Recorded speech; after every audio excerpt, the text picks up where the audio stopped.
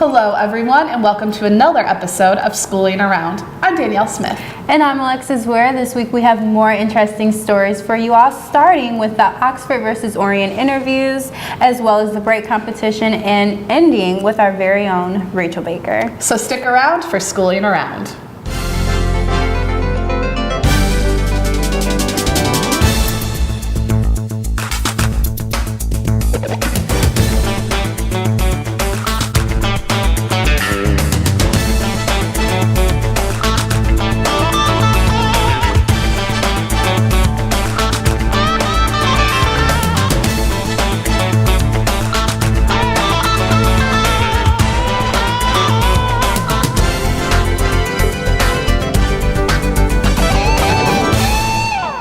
So this was the district championship game against Oxford and the Dragons. Lake Orion, our all-time rival.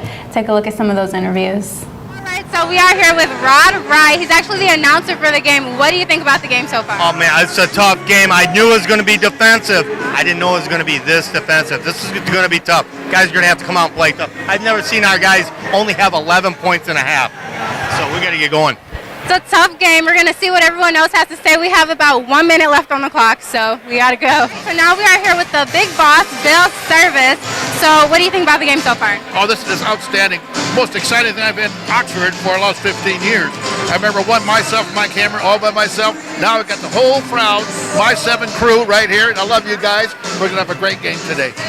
All right, so we have about a few seconds left. We're going to wrap it up here and get back to the game. We just need to have the ball go in the basket this next half. We're playing like we're playing at Dick's. You know, they got the plastic cover over the top. The ball needs to fall in, so they need to take it out. If I could talk to the basketball team, I'd say keep your head in the game. Don't let these little kids get in your head. They're not good. We've already beat this team once. Nobody on the team is good. They're all really small. They got one kind of tall player. Other than that, everybody's skin and bones. We got these people. This is nothing to us. Little brother! Little brother! Little brother! All right, so we are here at the district basketball game for Lake Orion and Oxford. It's a lot of tension here. We're going to pan around the gym so you can see exactly how much the students are very, very excited today.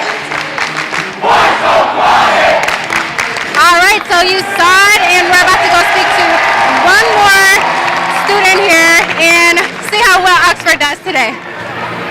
All right, so what's one thing that you can say to the basketball team today? It's a great season. Play well in the second half. Let's get this done. We got this. We own this rivalry. We got this. All right, so right now we are actually behind. We did pretty well up until now. We're going to see how much further we can go. We're all rooting for you, Wildcats. One more student before today is over. All right, so what is one thing that you can say to the basketball team today? What? What's one thing that you can say to the basketball team today? That they do it like a fantastic job and hope they win.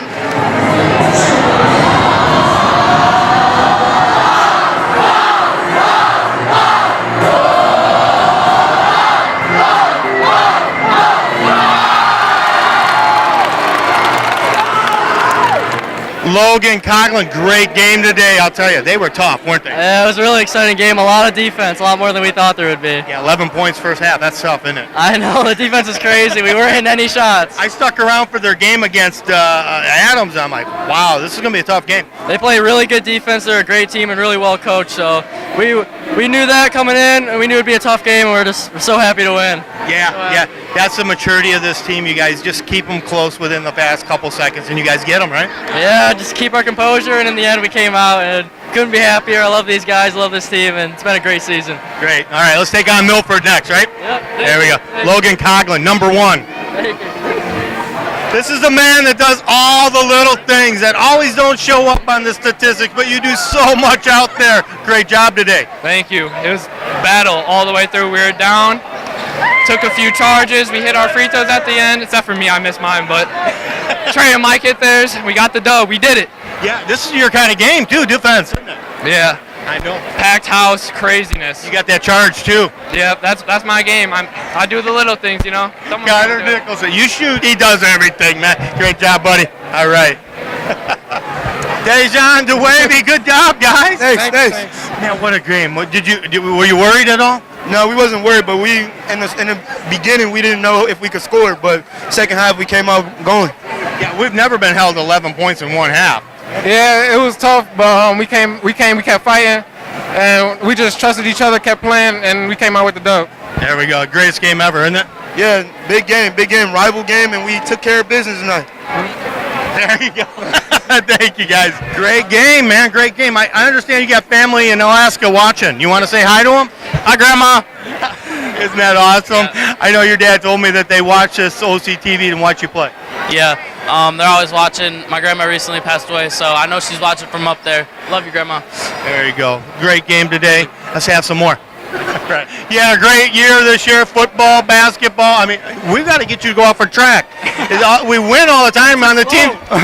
We'll get you. Grant's the goat. Grant's the goat. There we go. We'll get you to throw a disc or something. Yeah. Throw a disc, do a javelin, something. I don't know. There you go. Grant Kornberger doing that stuff. Great job out there. All right, let's keep it going, man. Let's keep it going. What a game. What a game. Unbelievable. Yeah, I mean, we've been waiting for this moment for as long as I can remember, and just to finally have it is crazy. It is. This has been great. It's great. Are we going to keep it going? Yeah, I mean, we're not done yet. We're not planning to be done anytime soon either. I know. You look awesome out there. You're the captain, man. You do a great job. You really lead this team well. You've matured so much this year. Awesome, man. Thank you. There you go. You're very popular today. What can I say? I'll tell you what. You really, the past couple games, you're really stepping it up. You know, it's just the team's really pushing me to do well. My shots weren't falling the first half of this game. I was really getting down. My team really helped me keep my motivation up, and I just turned it up in the second half and was able to score a lot more. You attacked Calbert. You knew he was a big guy. You went right at him. He had like 12 points. You went right at him. Yeah, I started off not playing that smart. I was shooting a lot of jump shots, but then when I realized I could take it into the post on him, that's what I did most of the rest of the game. It worked out, and he fouled out in the end of the fourth. Yeah, you got him. Yep, it was a good game. Good there we go. That's what it's about. All a bunch of little battles. You won your battle with the big guy Talbert. Yeah. You know what I mean? And everybody did their thing. Yep, it was a good team win today, and really good, big win for Oxford in the district championship. Hasn't happened Class A, first time ever. It's a good thing. Congratulations. Thank you guys for coming to record this. Means a lot. This is a big feather in your cap here. These kids played hard. They've been working hard all year, and you know what? Hard work pays off. It does, doesn't it? Yeah, absolutely. And these are all Laidlaw's boys because he kind of brought all these guys up, so he can honestly say this is his team. Yeah, I mean, again, from day one, he called it at our Meet the Teams night. Said it's going to be a historic year, and he put his money where his mouth is, and here they are. That's great. Now we got Milford next. Yeah, we're not done yet. Are you sure it's Milford, or is it going to be Walled Lake Northern? I'm not sure. I thought I heard Overline, but yeah, I'm not sure.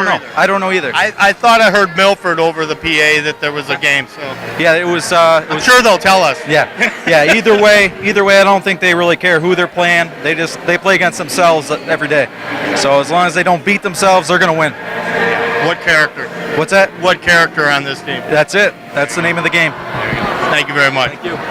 I can honestly say that I've never been in a place that has been that loud before. Or that packed. Even the normal games where it's Oxford versus Orion, it's never that many people. Especially when it comes to the championship game. And it was really cool to have OCTV travel to the Dragon Den and to film the boys, coming out on top for the district championships. And that's not something that OCTV usually does. I was told that this is the first time that we've actually traveled to different schools, and Orion High School not being the only school that we've traveled to this season. So that's right. We're in the middle of filming regionals right now. The boys currently are playing in Howell for the regional championships.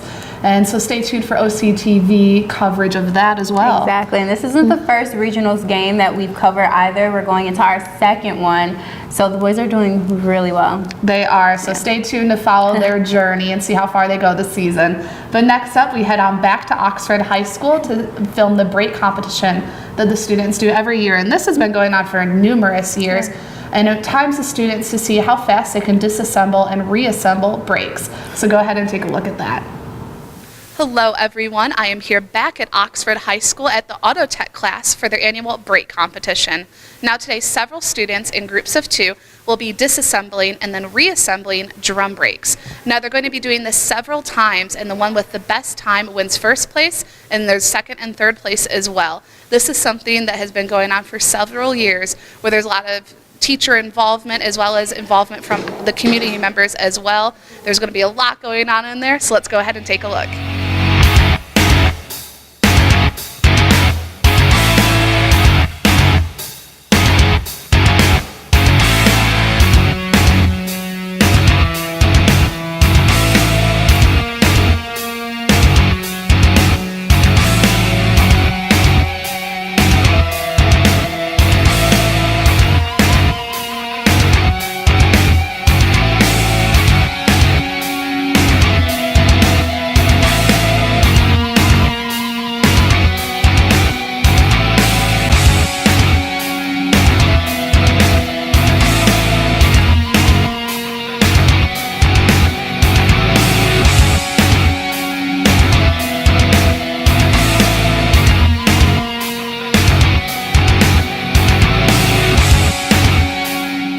So Mr. Balsley, what are we doing here today at the auto shop?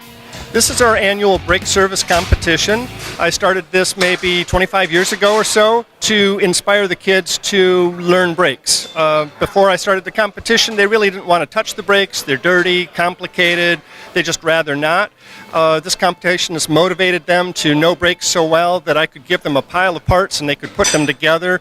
They even take home the brake units to practice. So I started this as a way to motivate them. I've involved the community now, so now we're getting sponsorship from our local community for prizes, and the students really seem to enjoy it as well. There's so many different components to a car. Do you think there's something else that's of equal value for a student to learn aside from brakes? Oh yes, definitely. I start out the year with the suspension unit, tires, wheels, bearings, suspension, steering, and alignment, and that goes pretty well. They're pretty well motivated, so I don't do anything or any type of competition with that. But in Auto Tech 2, I have a similar type of competition where the students go around to different areas performing skills such as identification, measuring, assembling, downloading fault codes from scan diagnostics. So in the Auto 2 and 3, I have a different competition for them. What is the prep time for a competition like this? When do the students start learning about brakes up until today? I started out the unit middle of January with a demonstration on how to do it and some different techniques and tools and part identification and so on. And then for the last month or so, we've dedicated every Tuesday to disassembling, reassembling the brakes and practicing for the competition.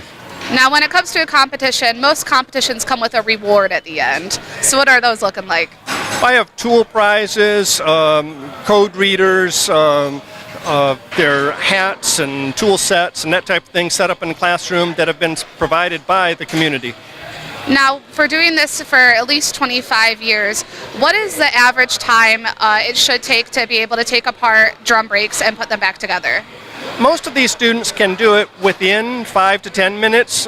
Winners in today's competition will probably be someplace in the neighborhood of 2 minutes for a complete disassembly, reassembly of the drum brakes. What is the fastest time you've seen personally? I've actually seen something under a minute, about 58 seconds, for a complete disassembly and reassembly. With the rest of these students, do you see them pursuing any mechanical or engineering or some sort? Is this a stepping stone for some of these students when they graduate from high school? I think maybe a little of both. I think some of the students are interested in a career. Some of them are just exploring it to see if they're interested. Some of them maybe want to go into a related field, such as engineering or something like that. So I think a lot of them are making up their mind at this point.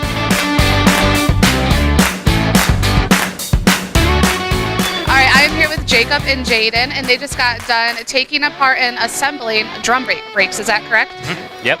All right, and then what was your fastest time?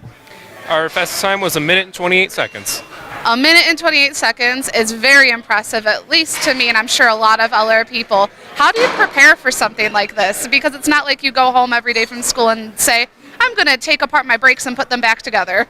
Actually, that's exactly what I did. It's like field stripping a weapon, just repetition, repetition, repetition.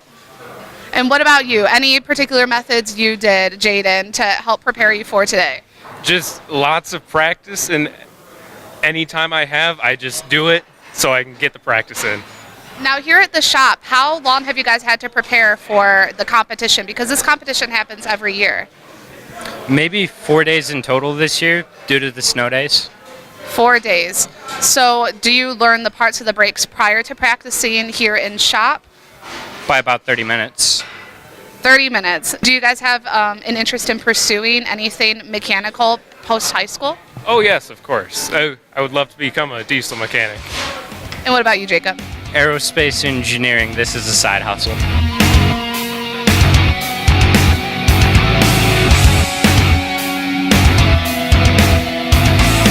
How many years have you been timing these brake competitions? Wow, it's been quite a while. I don't know the exact number, but I'd say it's probably pushing somewhere 8 to 10 years. Now, why do you think a competition like this is beneficial for students? At the end of the day, I think it's really good for our students to give them as many opportunities to perform as possible, whether that's performing on an athletic field, on a musical stage, in band, or in this case, in auto.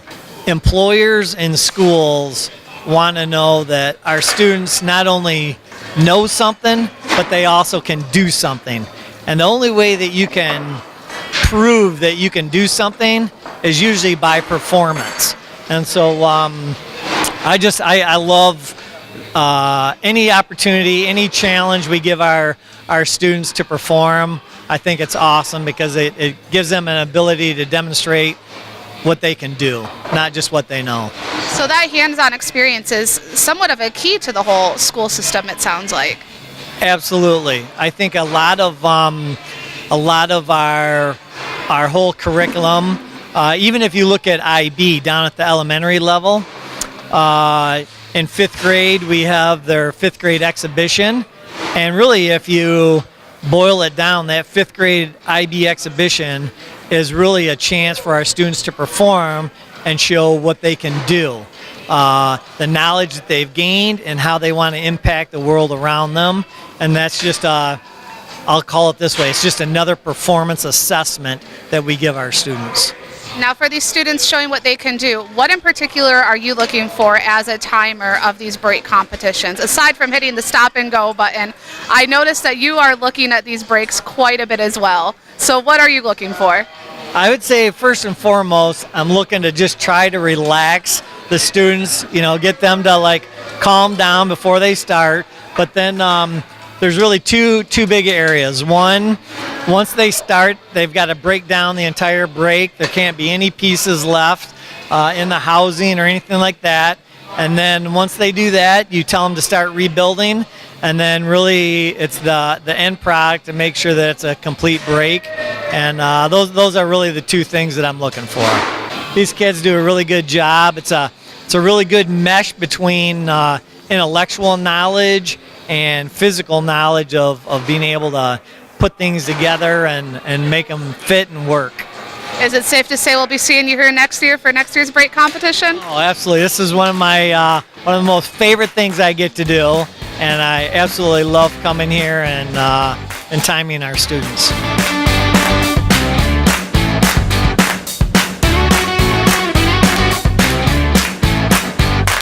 You guys just finished the competition for the day, and what was your best time? 5 minutes and like 3 seconds. Yeah, 3 seconds. All right, and how long or how many times did you disassemble and reassemble the brakes? It's hard to count because it kept falling apart on us, but I mean, about a maximum of at least 4 or 5 times. Now, how did you both prepare for a competition like this? Every other Tuesday when we had school, because of all the snow days, every Tuesday or Monday, he'd bring us into the lab and we work on them for about 2 hours. Now, what about you, Hannah? I would just come in and practice whenever he gave us time to practice. We were talking to Mr. Balsley, and he said that this competition has been going on for at least 25 years. Why do you think he created a competition like this? Well, drum brakes and disc brakes, they're pretty important to a car. If they fail in any sorts of way, like say a small piece, like a spring or anything is gone or missing, it could ruin your brakes instantly. You don't want that happening when you're going, say, 50 miles down a road. Without brakes, you're pretty much done. Now, what about you, Hannah? I think he gets kids involved in this, and it really helps people practice and really get into working on cars. So. Now, for those that, go to the high school might not have known that even auto shop existed, what would be your word of encouragement to get them in here to see what it's all really about? Well, if you like working on cars or anything to doing with cars, Mr. B has a great class for that. I mean, it's every Thursday and Friday if you're an Auto Repair 1 that you come out here and work on cars. It's literally 1 to 2 days of book work, but that's it. And if you're doing auto repair right now, it's pretty much just if you want to learn about tools and say you want to become a certified mechanic, he has every couple of months where we do tests for that. Now, Hannah, what would you say to those students? It's a lot of fun. If you don't know anything, then you don't have to worry about it. I came into this class not really knowing about anything, but I was interested in cars, so I came in this class, learned a lot. It's a really fun class. It's one of my favorites. So after today, do you guys feel confident that you guys could disassemble and reassemble your own brakes on your car? Yeah, for sure.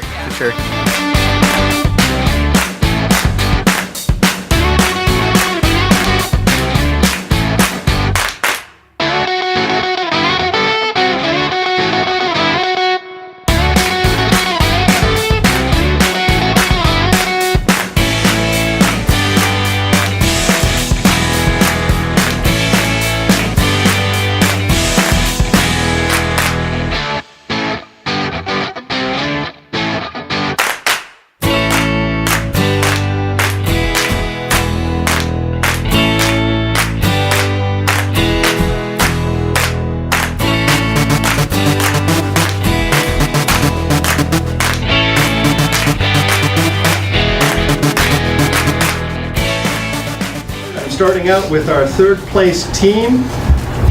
Third place team is team number 7, Jacob and Allison. In second place, team number 3, Jesse and Brendan. In first place, team number 1, Jacob and Marvin, come on down.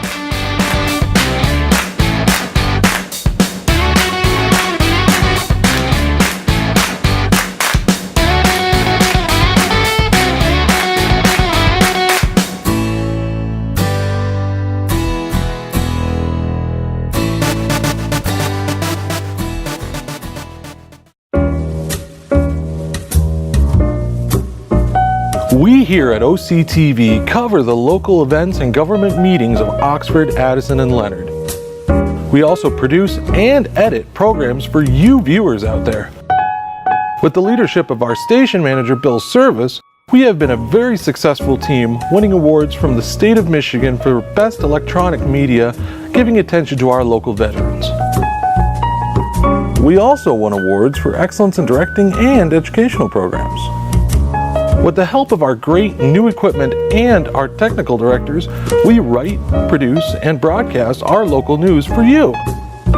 Without our production manager, Terry Stiles, our channel and station wouldn't be the well-oiled machine it is today. She coordinates the editing assignments and shoot schedule with our editors and camera people.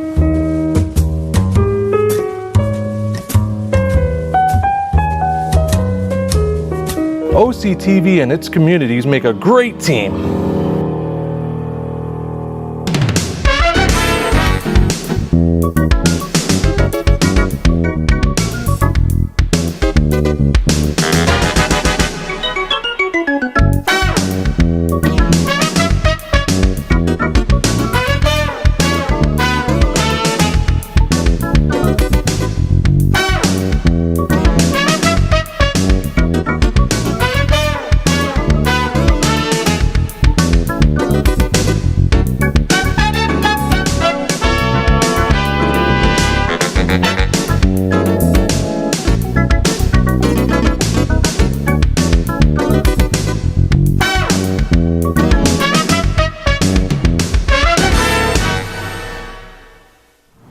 I could tell that those students were really focusing on what they were doing. What was the fastest time for that, actually? So the fastest time that got Jaden and Jacob first place was 1 minute and 28 seconds. And that's completely disassembling the brake and assembling it all in that same period of time, which is remarkable. But believe it or not, that's not the fastest time that Mr. Balsley has seen. He's seen something upwards of 53 or 58 seconds, which is just mind-blowing to me. It's not like these students have a manual or an instruction guide to follow as they're doing this. It's all solely based off their knowledge of what they're doing. And when it comes to this, honestly, just me trying to relate to them, I can't even put together a chair, for instance, because that's what I'm currently looking at.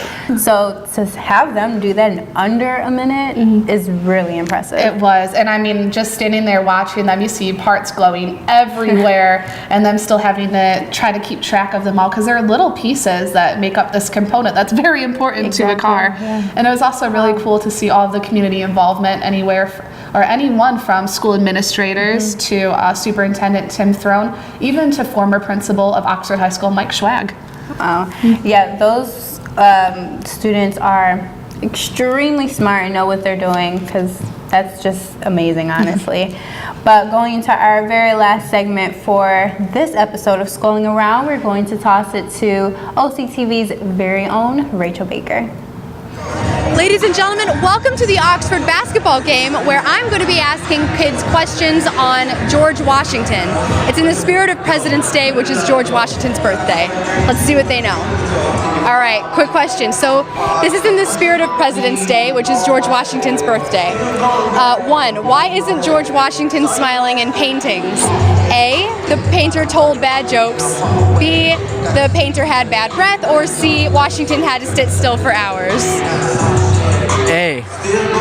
No, actually he had to sit still for hours. Yeah, because he can't sit there smiling forever. Well, all right, number 2. This one's pretty interesting. What were Washington's false teeth made out of? Horse teeth, hippopotamus teeth, or wood? Horse teeth. Hippopotamus teeth. I know, it's pretty gross. Most people think it's wood because of the old story, but it's actually hippopotamus teeth. All right, now, though he didn't go to college, what was Washington's first job? Land surveyor, teacher, or border patrol agent? Border Patrol. Actually, land surveyor. It's okay, you were not the first person to get these wrong. It's okay. All right. What did Washington give up the day he became president? Tobacco chewing, dancing, or his paycheck? Dancing. Actually, his paycheck. He's the only president in history to ever give up his paycheck.